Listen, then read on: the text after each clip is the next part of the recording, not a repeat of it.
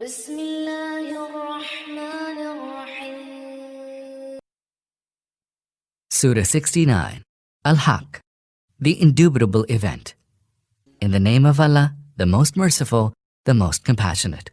The indubitable event. And what is that indubitable event? And what do you know what that indubitable event is?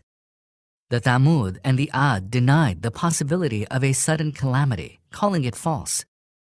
Then the Thamud were destroyed by an awesome upheaval, and the Ad were destroyed by a furiously raging windstorm, which he let loose upon them for 7 nights and 8 days in succession, so that if you had been there, you might have seen people lying prostrate, as though they were uprooted trunks of hollowed palm trees.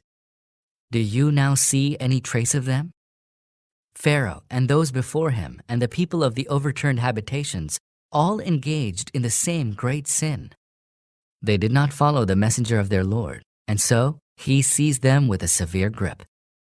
Verily, when the water rose to great heights, we bore you upon a floating vessel, i.e. the ark, so that we might make it an instructive event for you, and retentive ears might preserve its memory.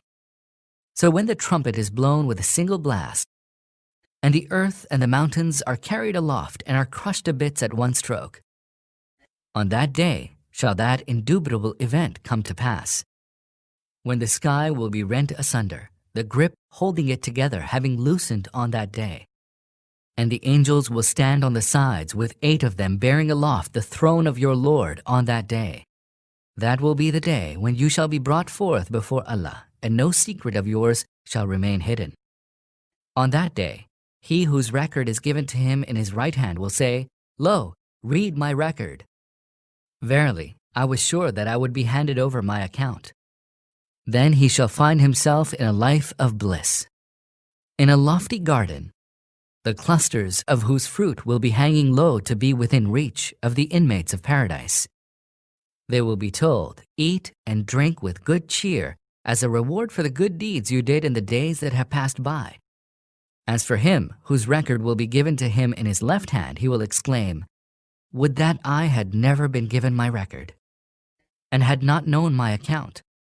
Oh, would that the death that came to me in the world had made an end of me. My riches have not availed me, and my authority has vanished. A command will be issued, Seize him and shackle him, then cast him in the fire, then fasten him with a chain 70 cubits long.